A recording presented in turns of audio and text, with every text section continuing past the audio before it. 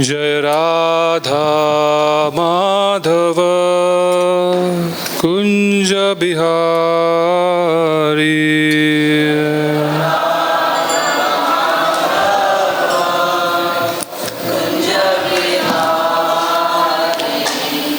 जय राधा माधव कुंज बिहारी।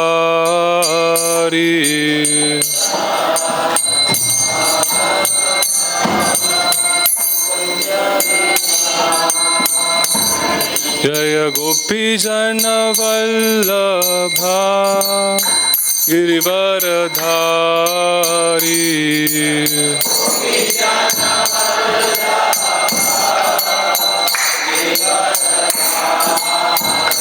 जय गोपी जन वल्लभा गिरिवरधारी।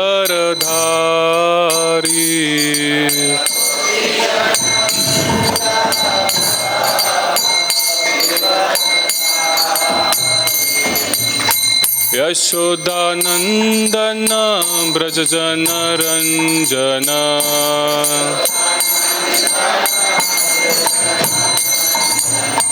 यशोदानंदन ब्रज जन रंजन।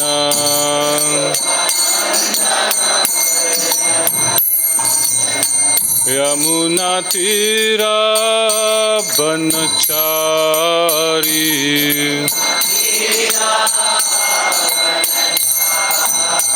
यमुना तीरा बनचारी।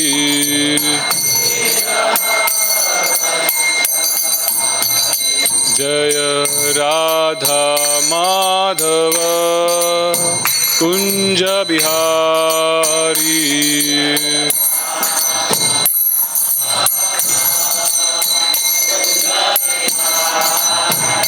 जय राधा माधव कुंज बिहारी।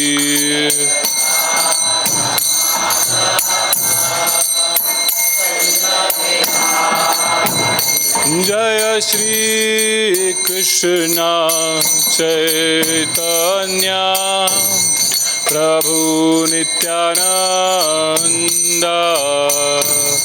श्री अद्वैत गदाधर श्रीवासादि गौर भक्तवृंद। चैतन्य प्रभु नित्यानंद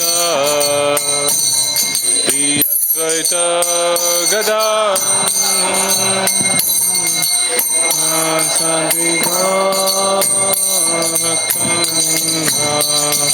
हरे Krishna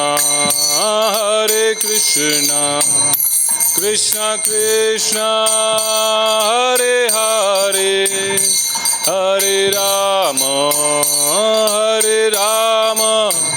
Ram Ram Hare Hare.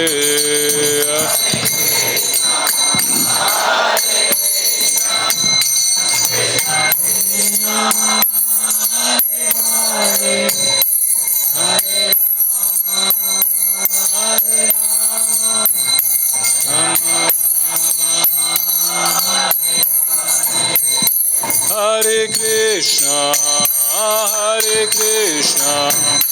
Krishna Krishna Hare Hare Hare Rama Rama Rama Hare Hare.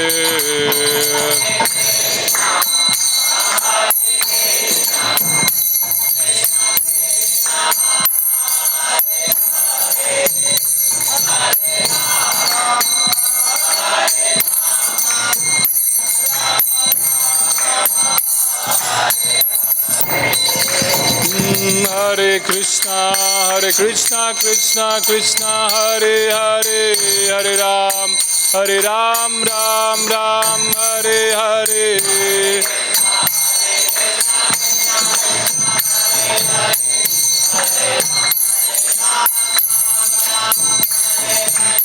Krishna Krishna Krishna Hare Hare Hare Ram Ram Ram Hare Hare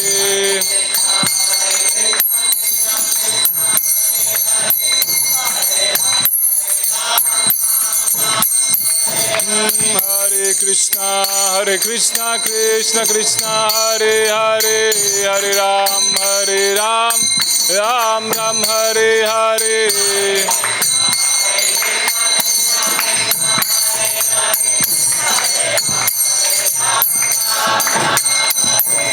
Krishna Krishna Krishna Hare Hare Hare Rama Rama Rama Hare Hare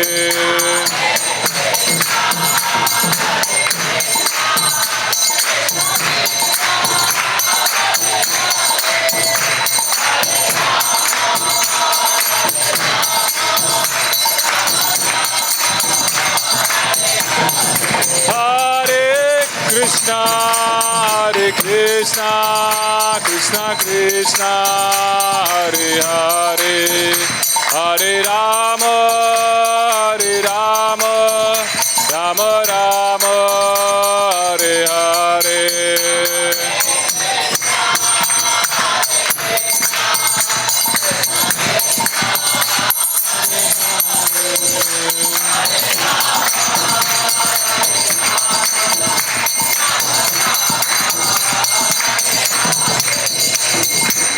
Hare Krishna Krishna Hare Hare Hare Ram Ram Hare Hare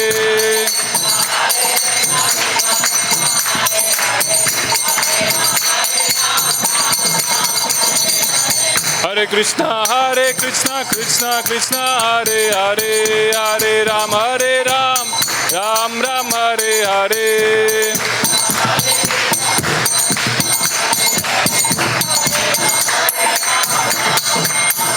Hare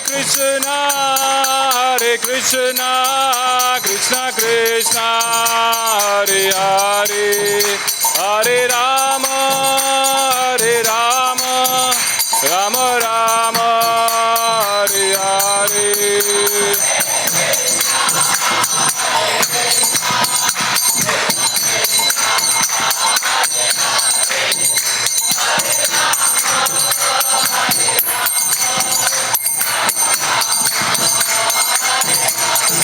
Jaya Prabhupada Srila Prabhupada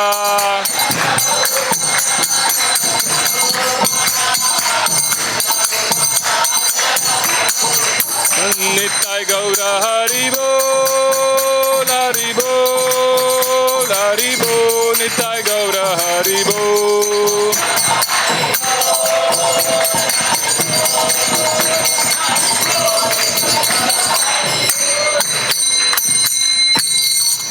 Shri हरिनाम संकीर्तन की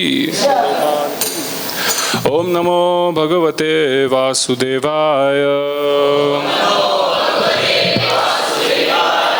ओम नमो भगवते वासुदेवाय ओम नमो भगवते वासुदेवाय नारायण नमस्कृत्यं नरं चैव नरोत्तमं देवीं सरस्वतीं व्यासं ततो जयम् उदीरये नष्टप्रायेषु अभद्रेषु नित्यं भागवत सेवया भगवती उत्तमा श्लोके भक्तिर्भवति नैष्ठिकी कृष्णाय वासुदेवाय देवकी नंदनाय च नंदगोपाकुमाराय गोविंदाय नमो नमः। हरे कृष्णा, सबका स्वागत है प्रातःकालीन भागवत कक्षा में। हम देख रहे हैं स्कंद 1 अध्याय 9 भगवान श्री कृष्ण की उपस्थिति में भीष्मदेव 6।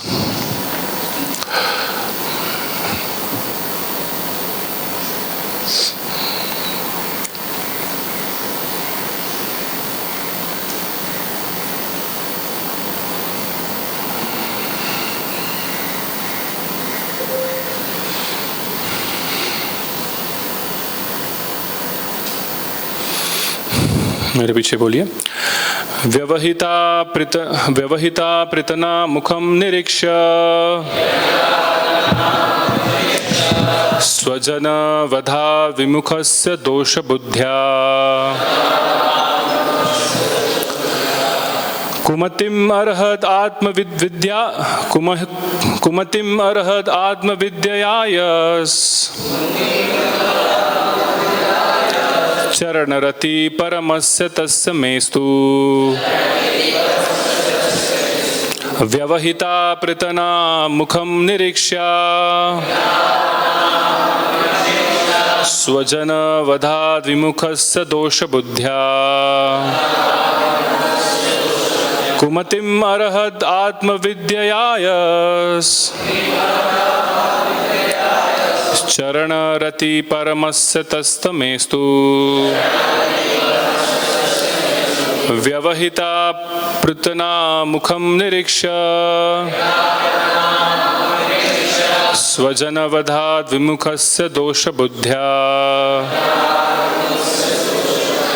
कुमतिम अर्हत आत्मविद्ययायस चरणरति परमस्य तस्य मेस्तु। Please recite it. व्यवहिता पृतना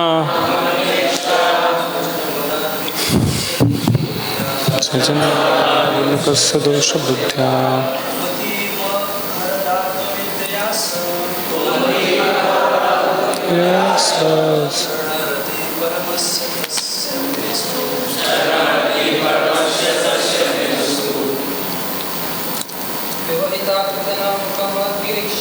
व्यवहिता पृतना मुखम निरीक्ष्य स्वजनवधाद् विमुखस्य दोष बुद्ध्या कुमतिम आत्मविद्ययायस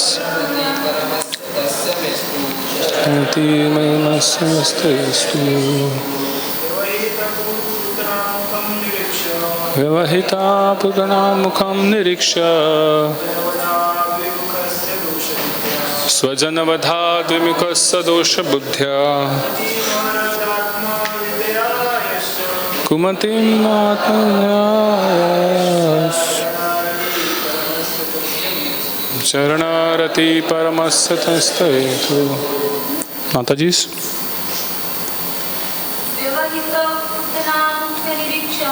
व्यवहिता पृतना मुखम निरीक्ष्य स्वजनवधाद् विमुखस्य दोष बुद्ध्या कुमतिम अर्हत आत्मविद्ययायस चरणरति परमस्य तस्तमेस्तु।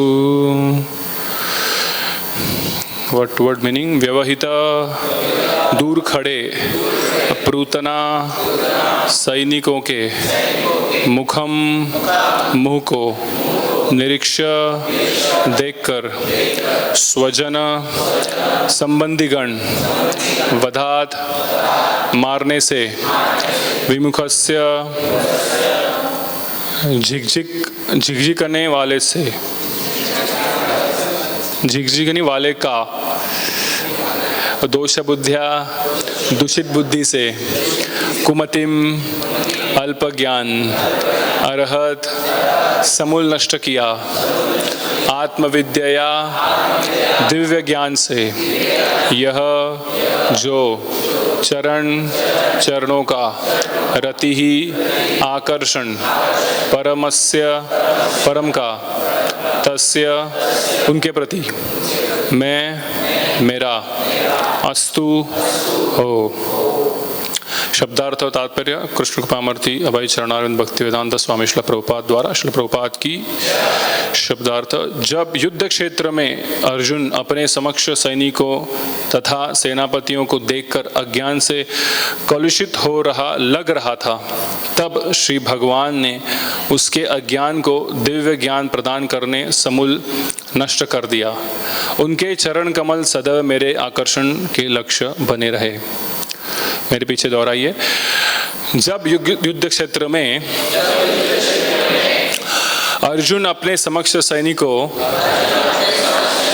तथा सेनापतियों को देखकर अज्ञान से कलुषित लग रहा था,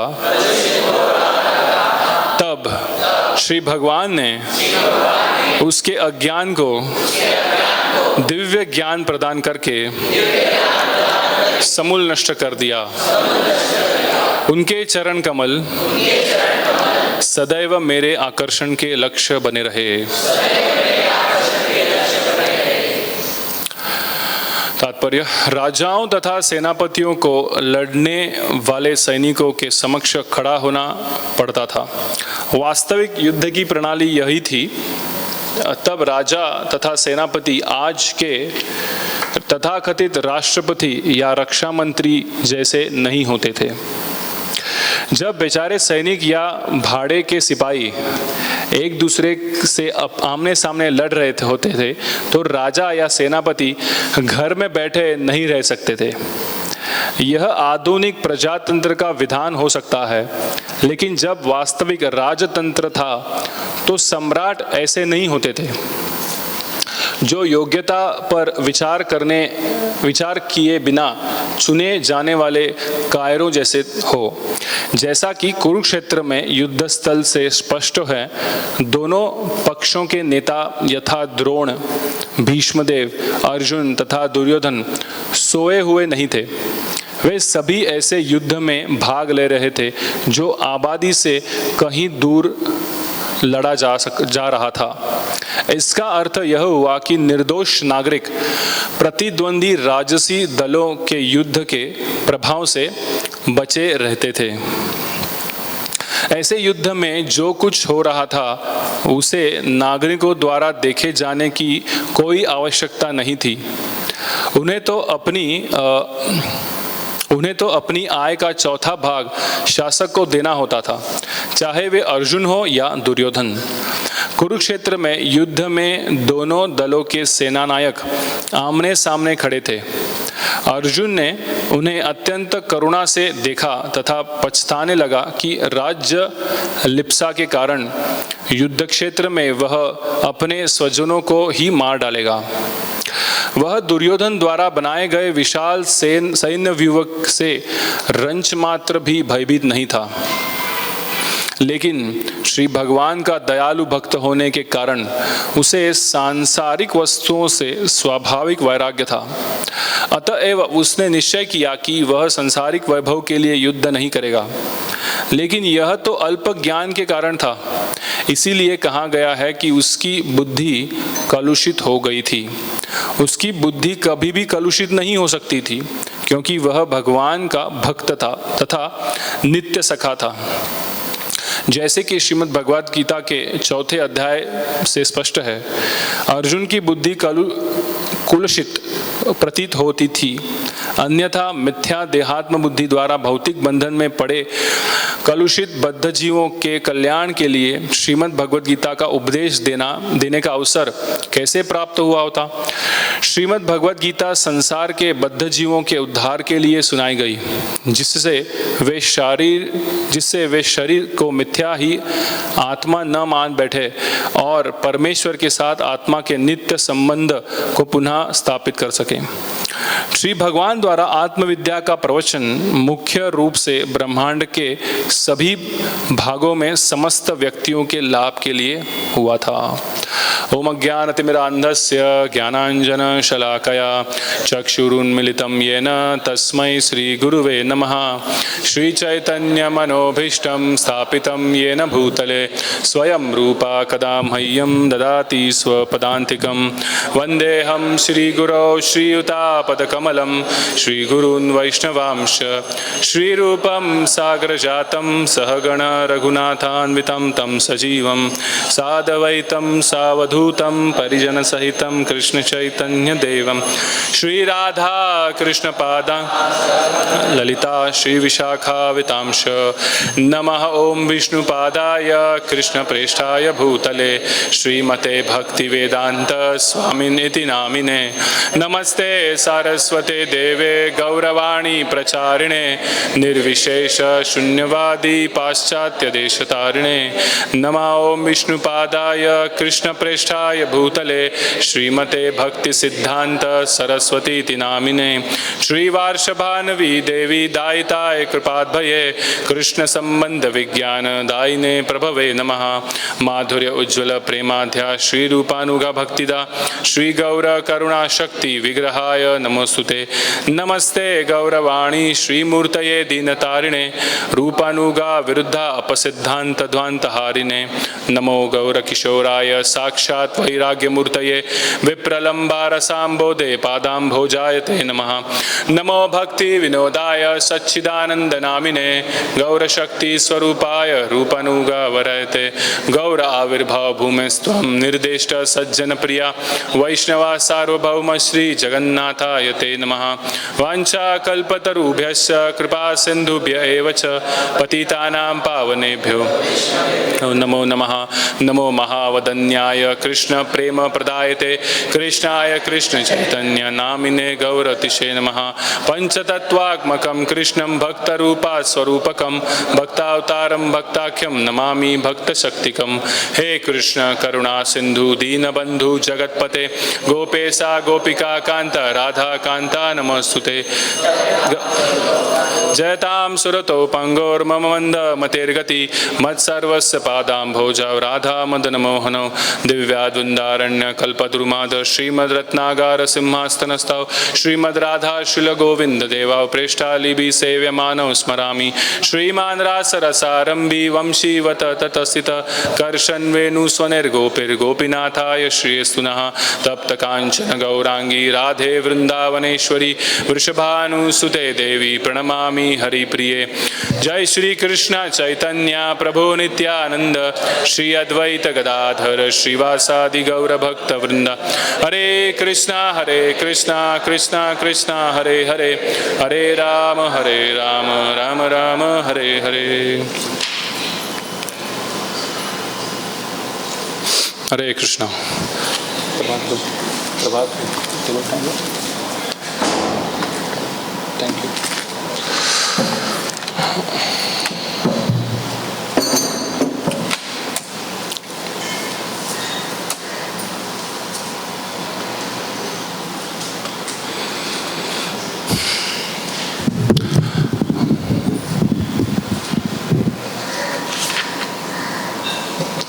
हरे कृष्णा। तो ये जो श्लोक अभी हम आज देख रहे हैं 36वां श्लोक है। इसमें भीष्म पितामह का और एक स्तुति है भगवान के प्रति। और उस स्तुति में वो बता रहे हैं कि कैसे भगवान ने जो है अर्जुन को कुरुक्षेत्र के युद्ध भूमि पर उपदेश दिया था। किस लिए दिया था? क्योंकि यहाँ पे बहुत अच्छा वर्णन आता है जहाँ पे प्रभुपाद ट्रांसलेट ऐसे करते हैं, जब युद्ध क्षेत्र में अर्जुन अपने समक्ष सैनिकों तथा सेनापतियों को देखकर अज्ञान से कलुषित हो लग रहा था। सो आइडियली वो चलेगा, आइडियली वो बताया यहाँ कि लग रहा था अर्जुन कैसा हो रहा था, कलुषित हो रहा लग रहा था। वो कलुषित हुआ नहीं था, बट वो क्या कर रहा था, लग रहा था। तो यहाँ पे हम देख सकते हैं कि भगवान के जो प्लान्स होते हैं, भगवान का जो इच्छा होता है, उसमें उसके जो शुद्ध भक्त होते हैं वह कैसे सहभाग लेते हैं। हाँ, अगर हम महाभारत का पूरा हिस्ट्री जानते हैं तो महाभारत का जो कुरुक्षेत्र युद्ध हुआ उसके पहले कौन सा युद्ध हुआ था? विराट में युद्ध हुआ था, जहाँ पे पांडव जो है अज्ञातवास में रुके थे और फिर कौरव गए वहाँ पे। दुर्योधन को लगा कि मुझे सब पता चल गया, इन लोग छुपे हुए हैं, इनको मैं ढूंढ लूँगा। जय श्री श्री राधा माधव की, श्री श्री जगन्नाथ बलदेव सुभद्रा मैया की, श्री गौर निताय की, श्री प्रभुपाद की। तो विराट युद्ध में जो है अर्जुन, जब दुर्योधन अपनी सेना लेकर पूरे जाते हैं, पूरे कौरवों को लेकर जाते हैं, तो अर्जुन जो है सिंगल हैंडेडली अकेले ही पूरे कौरवों की सेना को हरा देते हैं। तो अगर अर्जुन इतने कैपेबल थे, इतने बड़े धनुर्धारी थे, तो फिर क्या हुआ जब भी वो कुरुक्षेत्र की युद्धभूमि पर कौरवों का सामना कर रहे थे? तो यहाँ पे वो भीष्म पितामह बता रहे हैं, एक भीष्म पितामह है, एक महाजन, एक शुद्ध भक्त है, अर्जुन एक शुद्ध भक्त है, और भगवान के खुद के प्लान्स है। हाँ, किसी को, हमारे साधारण व्यक्ति को या भौतिक संसार में जकड़े हुए लोगों को लगेगा अरे अर्जुन कैसे क्यों कर रहा है, अर्जुन को अगर शुद्ध भक्त है तो उसे क्यों हो रहा है। बट भीष्म पितामह समझ सकते हैं, वो खुद बोल रहे हैं यहाँ पे कि क्या है, अर्जुन क्या हो रहा था, कलुषित हो रहा लग रहा था, हुआ नहीं था, वो दिखा रहा था कि मैं कलुषित हो रहा हूँ, क्योंकि वो भगवद गीता का ज्ञान जो है, भगवद गीता का ज्ञान जो है वो कृष्णा को हमारे जैसे बद्ध जीवों के प्रति बोलना था। अगर अर्जुन नहीं कलुषित होते तो क्या होता, कृष्ण को अपॉर्चुनिटी नहीं मिलता बोलने का, अर्जुन वही अच्छे से फाइट कर वापस कौरव को हरा देते हैं, है कि नहीं। बट वो कलुषित हो गया, हो रहा लग रहा था, बताया गया। तो हम समझ सकते हैं कि कृष्णा के जो प्लान्स है ना, ये हमें भी समझ में नहीं आते। हाँ, बड़े बड़े लोगों को भी कितने भी मटेरियल भौतिक ज्ञान ले ले या डिग्रीज ले ले, लेकिन भगवान के जो प्लान्स होते हैं हमारे जीवन में बोलो या किसके भी, हमें समझ में नहीं आते। लेकिन शुद्ध भक्त जैसे हैं, महाजन हो गए, भीष्म पितामह हो गए, अर्जुन हो गए, उनको ये प्लान्स क्या है पता चलते हैं, और वो प्लान में सहभागी भी होते हैं, भले उनको उसमें कठिनाइयाँ लेनी पड़े। जैसे भीष्म पितामह खुद का ही है कि वो एक महाजन थे और वो पांडवों के प्रति बहुत संलग्न थे, पांडवों के प्रति बहुत आसक्त थे, लेकिन उन्होंने युद्ध कहाँ से लड़ा, कौरवों के साइड से। हमारे आचार्य बताते हैं इसके दो रीज़न हैं, एक तो उनको भगवान के साथ वीर्य रस का आस्वादन करना था, और दूसरा भगवान को दिखाना था कि आप कितने भी बड़े योद्धा क्यों ना हो, अगर आप अधर्म के साइड पे खड़े हैं तो आपकी हार निश्चित है। और उसमें जो भीष्म पितामह सहभागी हो रहे हैं, ठीक है मैं बहुत बड़ा योद्धा हूँ, लेकिन भगवान चाहते हैं कि मैं हारूं, एक एग्जाम्पल रखना है भगवान को, तो मैं उनके अगेंस्ट लड़ने के लिए रेडी हूँ। तो शुद्ध भक्त जो है ना, ये समझ सकते हैं कि भगवान जो अर्जुन को कहते हैं भगवद गीता के 11वें अध्याय 33 श्लोक में, वो कहते हैं कि निमित्त मात्र भव सब्यसाची। तो अर्जुन आप क्या बनो, निमित्त बनो। भव सब्यसाची अर्जुन का दूसरा नाम है। सब्यसाची मतलब जो दोनों हाथों से बो एंड आरो चला सकता है, धनुर्धारी दोनों हाथों से कर सकता है। जनरली हम लोग एक हाथ से ही कुछ अच्छा चीज़ें कर सकते हैं, राइट। तो सब्यसाची अर्जुन का दूसरा नाम है। तो भगवान बोल रहे हैं निमित्त मात्र भव सब्यसाची, मैंने तो ऑलरेडी सबको मार दिया, आप क्या बनो, एक सिर्फ निमित्त बनो और मेरे लिए युद्ध करो। वैसे ही भगवान जब भी चैतन्य महाप्रभु के रूप में आए, प्रकट हुए, तो भागवतम में वर्णन आता है, कृष्ण वर्णम तुषा कृष्णम सांगो पांगास्त्र पार्षदम यज्ञ संकीर्तन प्राय यजंती ही सुमेधसा। तो भगवान जब भी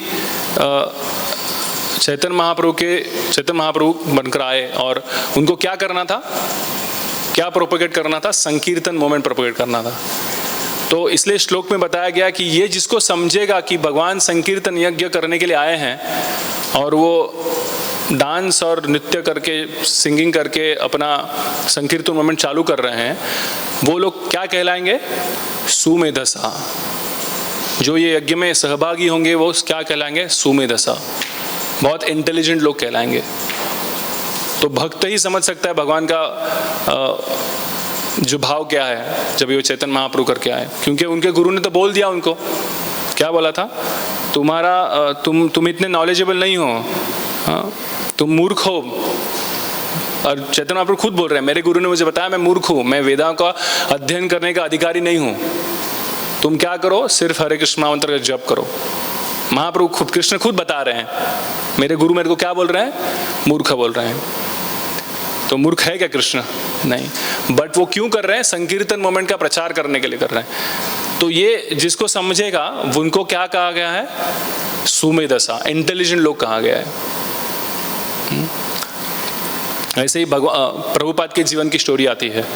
मतलब कैसे हम देख सकते हैं कि भगवान के प्लान्स, और ये सिर्फ शुद्ध भक्तों को ही समझ में आते हैं। जब भी प्रभुपाद के जीवन में उनका बिजनेस बहुत फ्लरिश हो रहा था, बहुत अच्छे से चल रहा था, तो प्रभुपाद का विचार था कि एक जगह पे प्रभुपाद के गुरु महाराज का इंस्ट्रक्शन था कि वेस्टर्न वर्ल्ड में जाके इंग्लिश में प्रचार करो, किताबें छापो। दूसरी जगह प्रभुपाद का बिजनेस फ्लरिश हो रहा था।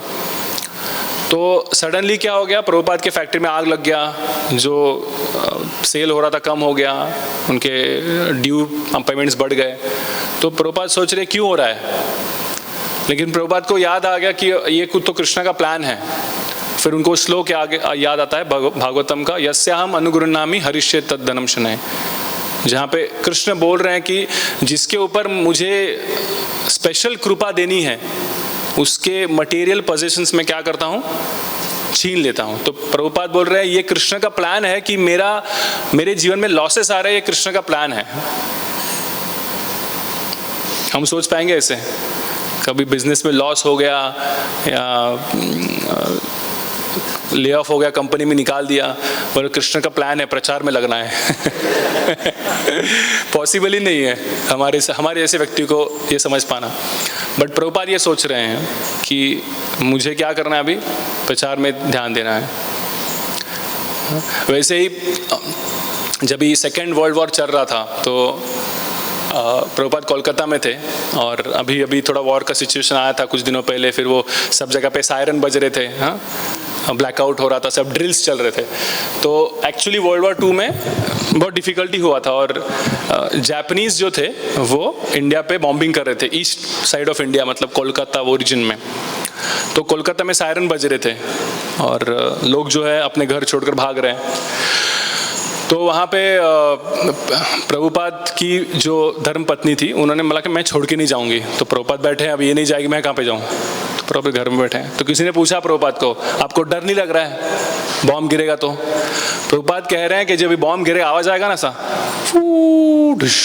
तभी मैं सोचा हूँ कि कृष्ण आ रहे हैं मेरे को लेने के लिए। ये प्रभुपाद कह रहे हैं। हाँ, मतलब विचार देखो एक शुद्ध भक्त का, कृष्ण का प्लान क्या है, मतलब जो भी हो रहा है उसमें क्या है, कृष्ण का हाथ है, कुछ भी एडवर्स नहीं होगा। ये उनको गारंटी है, इतनी शुद्ध, इतनी पक्की गारंटी है। वैसे ही जब भी हम डॉक्टर के पास जाते हैं, हाँ, अभी हमको कुछ समझो कुत्ते ने काटा और डॉक्टर के पास जा रहे हैं हम इंजेक्शन लेने के लिए। मुझे याद है जब हम बचपन थे तो 14 इंजेक्शन लगते थे, अभी पता नहीं कितने लगते हैं, चलो 3 लगते हैं इंजेक्शन, समझ लो 3 इंजेक्शन लेने हैं। अभी डॉक्टर के पास जा रहे हैं हम, इंजेक्शन ले रहे, इंजेक्शन जोर से लगता है और 3-4 लेने सोचेगा तो एक में दर्द हो रहा है, तो और कितना दर्द होगा। और किसी दूसरे व्यक्ति ने देखा, उसको पता नहीं है कि हमको कोई कुत्ता काटा है कि कुछ तो हो गया है, वो तो बोल रहे क्यों डॉक्टर के पास जा रहे हो, इतना तकलीफ कर रहे हो, इतना इंजेक्शन ले रहे हो, दुख नहीं रहा है क्या, क्यों जाते हो हर बार? तो हम क्या सोचेंगे, इसको पता नहीं है बट मुझे पता है कि डॉक्टर मेरे को क्योर करना चाहते हैं। तो वैसे ही शुद्ध भक्त तो सोचते हैं। भले एक साधारण व्यक्ति सोचे कि ये शुद्ध भक्त तो क्यों इतना कठिनाइयों से जा रहा है, बट उसको पता है भगवान का प्लान क्या है, तो वो पूरे पेन्स झेलने के लिए रेडी है। किसके लिए? भगवान के प्लान के लिए। भगवान डॉक्टर की तरह है, सब ठीक कर रहे हैं। तो ऐसे हम समझ सकते हैं, जब भी भक्तों का हम एग्जाम्पल्स देखते हैं तो वो कैसे भगवान के प्लान में शामिल होते हैं। जैसे और एक एग्जाम्पल आता है पृथु महाराज का। जब भी पृथु महाराज अश्वमेध यज्ञ कर रहे थे और ऐसा कहा जाता है जो 100 अश्वमेध यज्ञ करेगा उसको इंद्र का पोस्ट मिलेगा। तो पृथु महाराज ने 99 यज्ञ कर दिए, हाँ, बहुत अच्छे से किए, सफलतापूर्वक। और अभी सेंचुरी मारना है, सोच रहे हैं चलो 100 यज्ञ भी करते हैं, तो करना चालू कर दिया। तो इंद्र हमेशा, अभी इंद्र कौन है? स्वर्ग का राजा है, बट है तो ये मटेरियल बॉडी में ही, हाँ? तो वो ईर्ष्यालु हो जाता है, ऐसा कोई अश्वमेध यज्ञ करने लगे। उसको समझा कि पृथु महाराज 100वां अश्वमेध यज्ञ कर रहे हैं, समझा कि अभी ये सक्सेसफुल होगा तो क्या होगा, मेरा पोस्ट जाएगा और पृथु महाराज आके यहाँ पे बैठेंगे। तो ईर्ष्या हो गई उसको, तो वो तुरंत आ जाता है, वो घोड़ा चुरा लेता है, फिर पृथु महाराज फाइट करते हैं अपने सैनिकों वापस, ऐसे 2-3 बार होता है। और इतना हो जाता है कि अभी पृथु महाराज के जो मंत्री है वो सोचते हैं, वो पृथु महाराज को बताते हैं कि हम कुछ ट्रिक यूज करेंगे और इंद्र को कैप्चर कर लेंगे और फिर आप अश्वमेध यज्ञ कर लो करके। तो इसी दौरान ब्रह्मा जी आ जाते हैं और ब्रह्मा जी पृथु महाराज को ही बोलते हैं कि भगवान की इच्छा है, आप ये मत कीजिए, आप यज्ञ छोड़ दीजिए करना। आपको तो, आप एक शुद्ध भक्त हो, आपको पता है जीवन का उद्देश्य स्वर्ग गांठना नहीं, जीवन का उद्देश्य क्या है, भगवान के धाम जाना है। तो पृथु महाराज जो है इमीडिएटली समझ जाते हैं, ठीक है इसमें मेरे को आगे बढ़ना नहीं है। अभी कोई साधारण व्यक्ति वो क्या बोलेगा, अरे मैं तो चुपचाप यज्ञ कर रहा हूँ, वो आके मिस्चीफियस एक्टिविटीज कर रहा है और आप मुझे डांट रहे हो कि बंद करो यज्ञ। उसको बोलना चाहिए ना, इंद्र को बोलो जाके, मुझे क्यों बोल रहे हो। लेकिन पृथु महाराज क्या बोलते हैं, ठीक है आप बोल रहे हो तो मैं क्या करूँगा, यज्ञ करना बंद कर देता हूँ, इमीडिएटली बंद कर देते हैं। तो भगवान उसके ऊपर इतने खुश होते हैं, जब भगवान खुद आते हैं वो असेंबली में, तो भगवान पृथु महाराज को देख कर सोचते हैं कि ये कहाँ से बना इतना शुद्ध भक्त, क्या विचार है इसके। भगवान बहुत खुश होते हैं, अपनी पूरी कृपा पृथु महाराज को देते हैं। क्यों? बिकॉज वो सैक्रिफाइस कर रहे हैं भगवान के प्लान में शामिल होने के लिए। तो ये सम एग्जाम्पल्स है जहाँ पे हम देख सकते हैं कि यहाँ पे जो बोल रहे हैं कैसा अर्जुन लग रहा था। अर्जुन वॉज नॉट कंफ्यूज, वो कंफ्यूज नहीं थे, बट वो दिखा रहे थे जस्ट दैट कृष्ण अपना इंस्ट्रक्शन दे सके और हमारे जैसे बद्ध जीवों को इंस्ट्रक्शन मिले, हम हमारे जीवन में अर्जुन जैसे या भीष्म पितामह जैसे बनने का प्रयास और हमारा जारी रहे। तो अच्छे भक्त जो होता है ना, वो सिचुएशन को कभी दोष नहीं देते, सिचुएशन को दोष नहीं देते। जैसे एक मैं स्टोरी सुन रहा था, एक टेम्पल का ऐसे स्टोरी है। तो एक बार क्या हुआ, अभी भगवान का सुबह जब विग्रह का श्रृंगार होता है, तो जो मेन पुजारी था वो मेन पुजारी को सुबह सुबह बुखार हो गया। तो वो बोला था अभी मैं नहीं कर सकता श्रृंगार, किसी दूसरे को बोलो करके। तो जो मैनेजर था, जो मेन पर्सन था, वो गया दूसरा भक्त के पास जिसको श्रृंगार था, उसको बोला आप थोड़ा श्रृंगार करो, आज उसको जो आज करने वाला जिसका आज ड्यू था उसका हेल्थ अच्छा नहीं है। तो बोल रहा है तुम अभी आके क्यों बोल रहे हो, मेरे को तो अभी जप करने बैठना है, अगर आप मुझे कल बोलते तो मैं अच्छे से जप कर पाता, सुबह उठ कर जप करूँगा, फिर भगवान का श्रृंगार कर पाता। तो उसने बताया कि पॉसिबल नहीं है, ये अभी समझा है कि उसको सुबह, रात को तो ठीक था, अभी सुबह सुबह उसको बुखार हो गया। तो भी वो रेडी नहीं था दूसरा पुजारी जो है। तो ये मैटर गया थोड़े हायर अथॉरिटी के पास।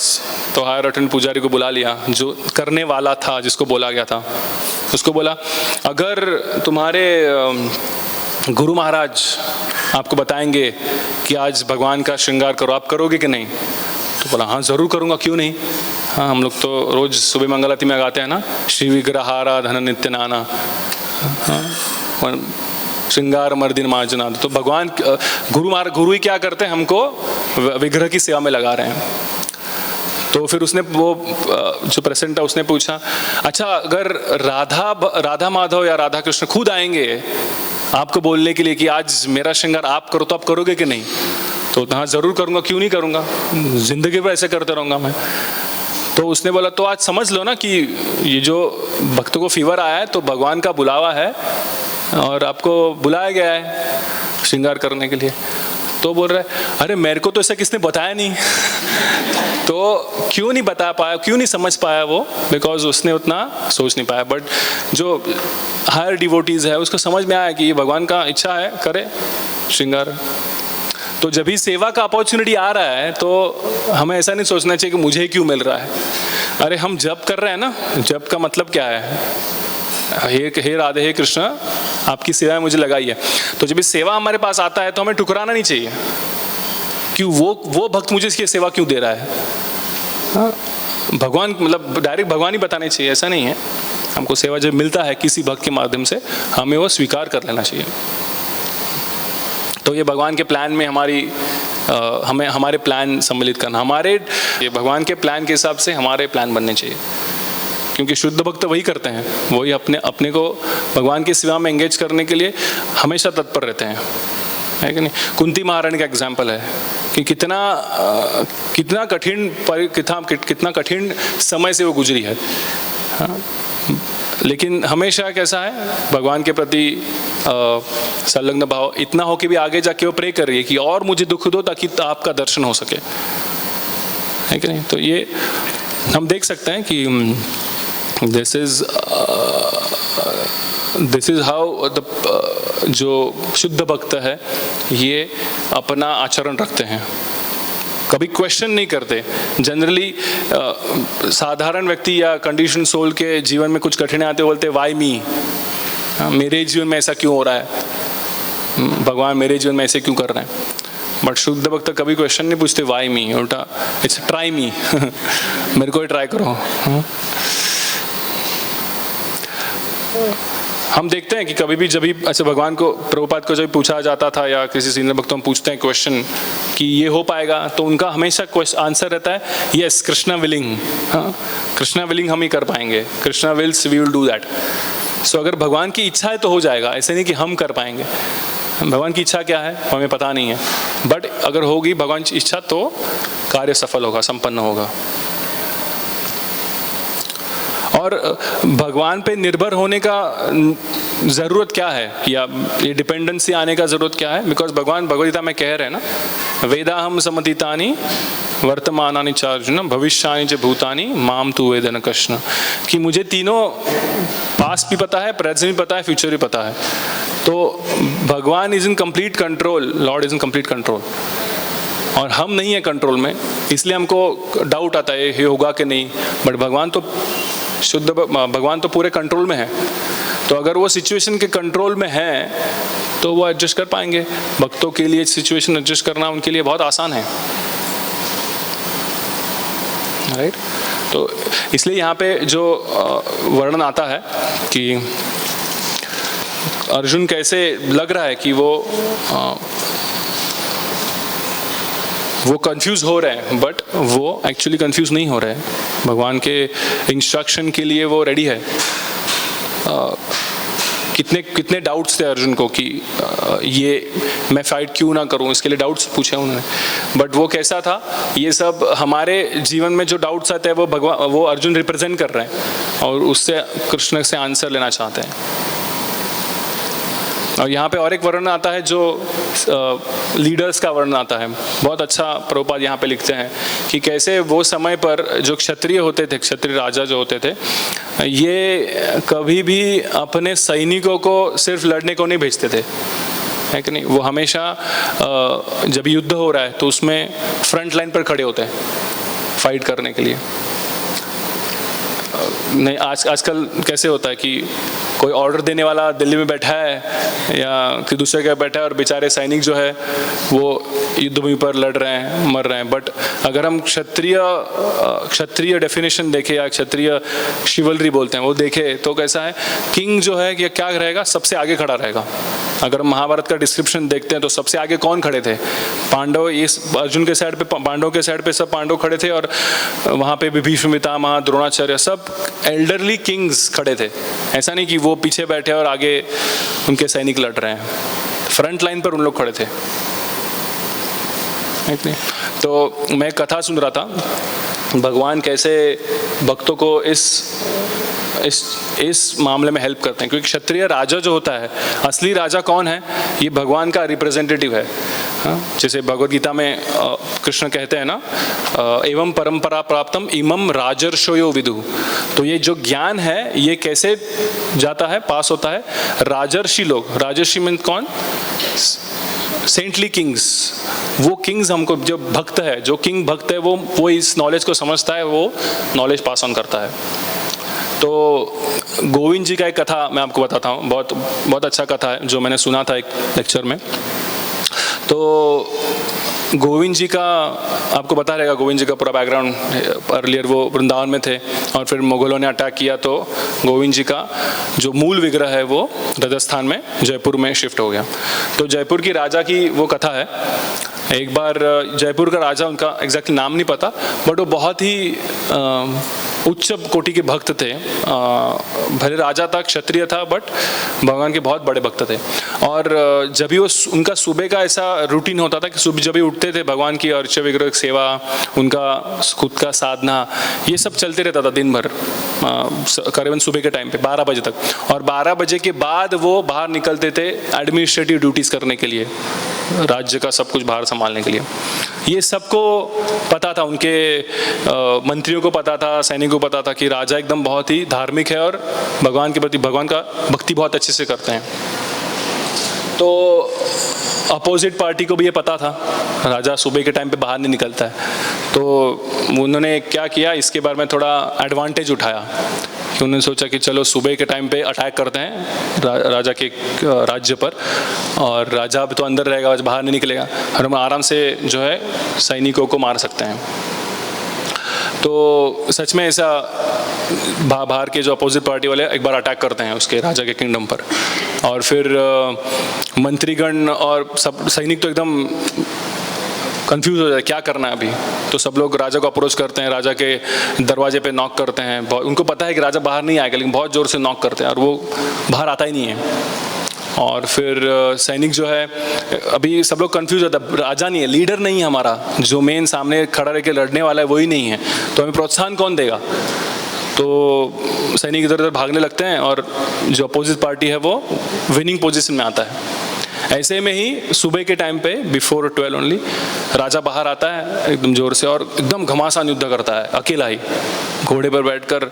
इतना शूरवीरता से वो सबको मार गिराता है, दोनों हाथ से तलवार चला रहा है और सबको मारता है। तो सैनिक भी देखने लगता है, अरे राजा को कभी देखा नहीं इतना अच्छा फाइटिंग करते हुए, जब भी देखा तो भक्ति करते रहते हैं, और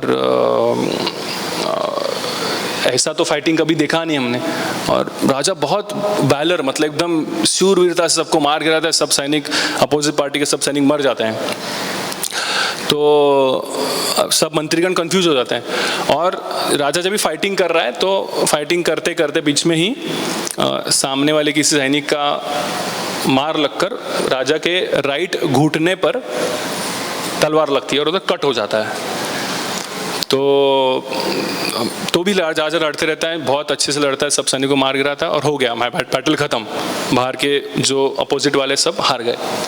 तो राजा वापस अपने चेम्बर में, अपने रूम में वापस जाता है। तो राजा जैसे ही अपने चेम्बर में जाता है, मंत्री उसके पीछे भी जा रहे हैं पूछने के लिए, अरे इतना शक्ति आपको कैसे है, इतना प्रोत्साहन कहाँ से मिला तुमको। तो राजा जैसे अंदर जाता है, अंदर आता है, दरवाजा बंद हो जाता है और कुछ ही क्षणों में दरवाजा खुलता है। अभी कोई फाइटिंग करेगा तो उसका पूरा कपड़े फटे हुए रहेंगे, या क्या बोलते हैं, डिसेबल्ड हो गए, हिल गए, यहाँ से सब गिर गया है, कुछ तो फटा हुआ है, या फिर पसीना आ रहा है, इतना लड़ेंगे तो बाल बिल बिखरे जाएंगे। ऐसे अवस्था में राजा अंदर जाता है, कुछ ही क्षणों में राजा बाहर आता है वापस, और एकदम टिप टॉप, सब बाल बिल बराबर, नया ड्रेस पहना हुआ है। तो मंत्रीगण को समझता ही नहीं है क्या हुआ। हाँ, अभी तो राजा गए इतना फाइटिंग करके, तो सब लोग ताली बजाने लगते हैं एकदम जोर से। उसको समझता नहीं, अरे ताली क्यों बजा रहे सब लोग, मेरा रोज का रूटीन है, राजा को लग रहा है मैं तो रोज 12 बजे बाहर आता हूँ, रोज तो आप ताली वाली बजा रहे, क्या हो गया। तो वो मंत्रीगण बोलते हैं कि अरे अभी तो आपने इतना अच्छा फाइटिंग किया, इतने सब युद्धों सेनाओं को मार गिराया, सब मर गए। तो बोलते हैं अरे मैंने क्यों मार, मैं तो अंदर था, कुछ बोला मन में चल रहा है, मैं तो अंदर था। तो भी मंत्रीगण देखते, अरे आपके पाँव पे तो जख्म भी नहीं है, किधर की जख्म? अभी तो मार लगा था ना, एक क्षण में आप अंदर जा रहे हो, सब रिफ्रेश हो रहा है, चलो आप कपड़े बदल दोगे जितना फास्ट होता है, लेकिन जख्म कैसी जाएगी? जख्म ही नहीं आपके पाँव पे। तभी राजा को और उसको समझ में आता है कि वो राजा नहीं थे जो आए थे गोविंद जी आए थे।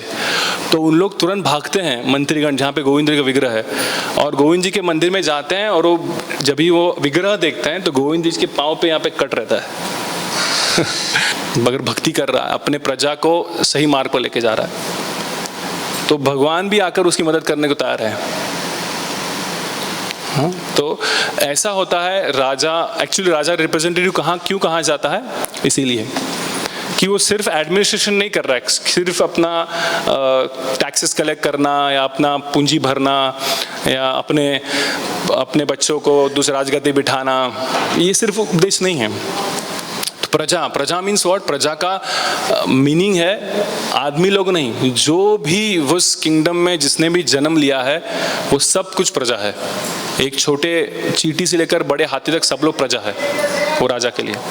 और राजा का कर्तव्य बनता है कि हर प्रजा का पालन पोषण हो और हर एक प्रजा को अपॉर्चुनिटी मिले भगवत धाम जाने के लिए।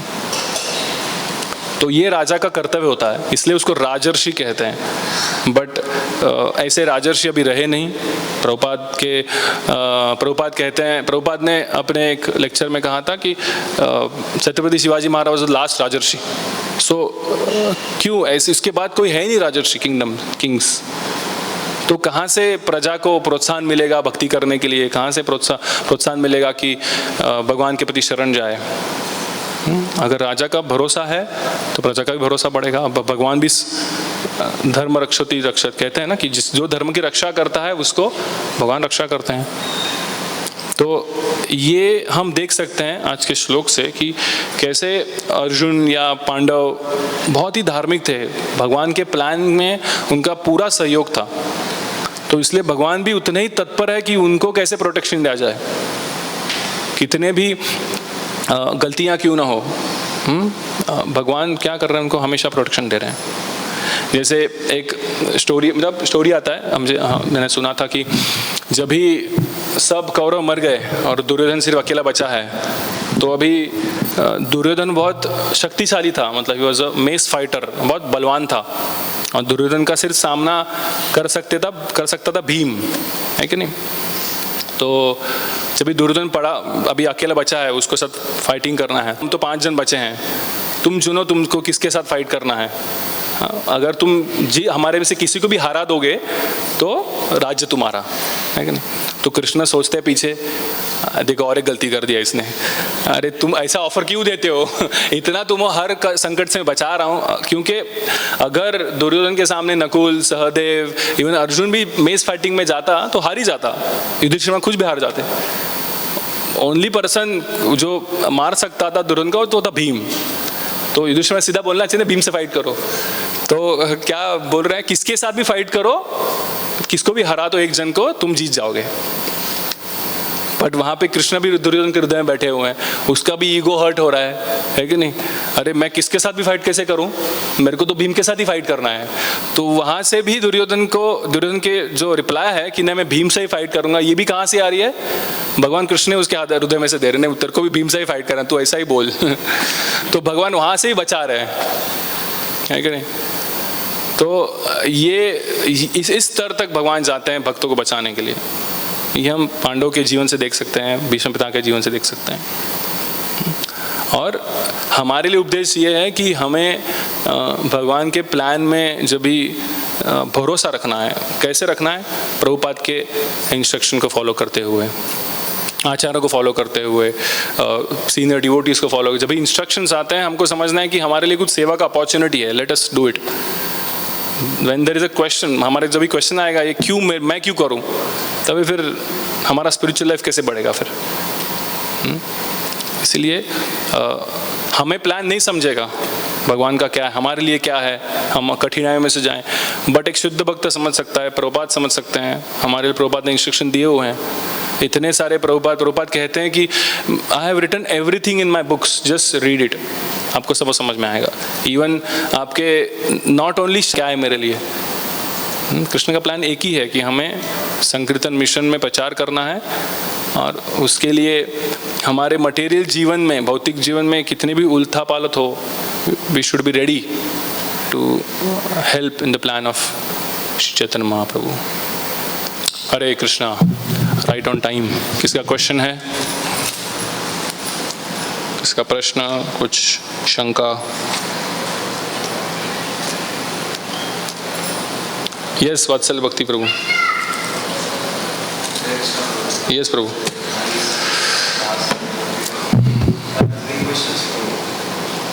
Yes. First question is, Prabhu, I was going to the purport of this sloka. So there it was, Prabhupada mentioned one thing that if you go to the democracy, there you will find that the representatives of the government, those who are elected, they are being, even though they are forwards, they are being elected and they are being given that position. But in monarch system, what happens is the qualification is the basis, and based on that they give that position. But when we see the history, what happens is when a person becomes king, kingdom, there are so many conspiracies towards him, and he is being removed, and many things happens. Even the person who is not qualified, by feeling their hate means, his brother or someone, they will teach. So how this can be justified? The same thing is happening in monarchy as well. How to understand this? That examples which you are saying, आप जो example बता रहे हैं, इनका question ये है कि specially ये कलयुग में होता है एक्चुअली, कि राजा भी है, ये पॉलिटिक्स कर कर दूसरे का गद्दी छीन लेते हैं, हाँ, दूसरे को मारते हैं, फिर राजा बनते हैं, ऐसा ही है ना इन शॉर्ट। तो ये सब कलयुग के एग्जाम्पल्स है। हम अगर भागवतम के एग्जाम्पल्स मैंने ऑलरेडी बताए, पृथु महाराज है, प्रहलाद महाराज है, बलि महाराज है, ये एग्जाम्पल देखो। हम कलयुग के एग्जाम्पल देखेंगे तो ऐसे ही मिलेंगे हमको, क्योंकि कलयुग के लक्षण ही है वैसे है। तो दैट इज़ वाई कलयुग में कोई राजर्ष है, इसलिए ब्राह्मणास है उनको गाइड करने के लिए। तो ब्राह्मणास हैव द पावर, मंत्र के पावर्स है कि वो क्षत्रिय किंग को ही मार सकते हैं अगर ही इज़ नॉट धार्मिक, और वही किया उन्होंने ना। ब्राह्मण ने मारा ना आखिर में वेण को, और वेण मारा, और वेण के बॉडी में से पृथु मारा जाए।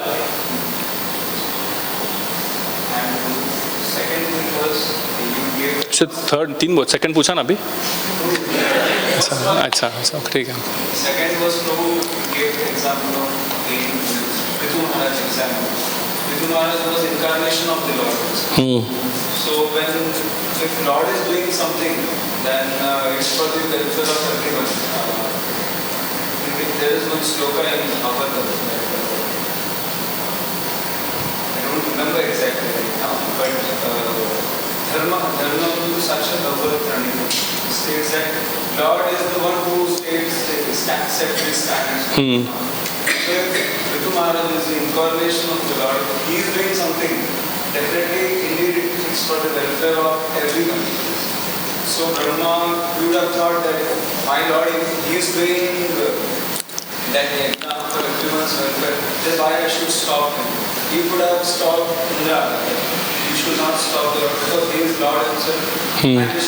And he was instructing Prithu Maharaj that please you stop. How to understand? एक क्वेश्चन इसका ऐसा है कि अगर पृथु महाराज भगवान के अंश थे, भगवान के अवतार थे, तो फिर ब्रह्मा जी ने भगवान को ही क्यों रुकाया 100वां यज्ञ करने से? वो इंद्र को रुका सकते थे, बराबर कि नहीं? एक छोटा सा किस्सा बताता हूँ मैं। जैसे फॉर एग्जांपल एक मदर होती है, हाँ है कि नहीं? मदर के 2 बच्चे हैं, एक बड़ा बच्चा है जो सेन है, दूसरा बच्चा छोटा है और थोड़ा मिस्चीवियस है कि? तो बच्चा जब भी झगड़ा करता है बहुत ज़्यादा, हाँ दोनों झगड़े कर रहे हैं और छोटा बच्चा रोने लग गया, उनके बीच में झगड़ा हो गया, तो mother generally don't teach the small children even if he is mischievous, he will correct the elder son, क्योंकि वो ज़्यादा मैच्योर्ड है। प्रभुपाद का एक एग्जाम्पल, प्रभुपाद इसके रिलेशन में और एक एग्जाम्पल देते हैं। जैसे जब भी बहू घर में आती है नई, तो बहू कुछ गलती करती है ना, तो सास बहू को नहीं डांटती, सास किसको डांटती है? अपने बेटी को डांटती है। हाँ, क्यों डांटती है? कि गलती बेटी का नहीं है, गलती किसका है? बहू का है। बट बेटी को डांट कर वो बहू को सिखा रही कि कैसे ठीक करना है। तो सेन पर्सन को सिखाया जाता है कि तुम शांत रहो, क्योंकि जो ऑलरेडी ज़्यादा प्रोत्साहित है, ज़्यादा उद्वेगित है, उसको आप रुका नहीं सकते। Indra was not Indra is a devotee, but वो बीच बीच में नॉन डिवोटी बन जाता है, जैसे मिस्टीफियस का एक्टिविटी, तो उसको सिखाना ईजी नहीं है।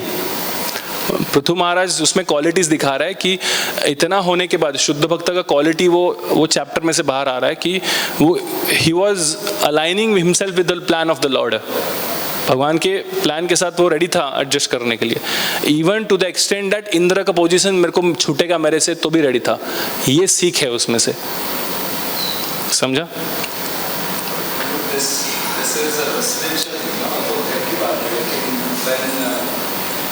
ना I am just giving analogy, example दे रहा हूँ मैं। हाँ, हो सकता है, but Brahma ji knew that it is easier to teach the sane person ना। मेरा भी टाइम बचेगा थोड़ा, मेरा कष्ट कम होगा तो ब्रह्मा जी ने इजीली बता दिया आपको तुम्हारा। ठीक है, यस। हाँ, कट था। हाँ, I don't know, I have not taken darshan, but this I heard from the lecture of His Holiness Indradyumna Swami Maharaj, जिन्होंने वो स्टोरी बताया है, जिन्होंने पूरा गोविंद जी का कथा बताया है, कैसे गोविंद जी को लेके गए फ्रॉम वृंदावन टू जयपुर, क्या कठिनाई आई थी, उसमें ये कथा आता है, तो मैंने वो सुना था। I don't know, I have not taken darshan.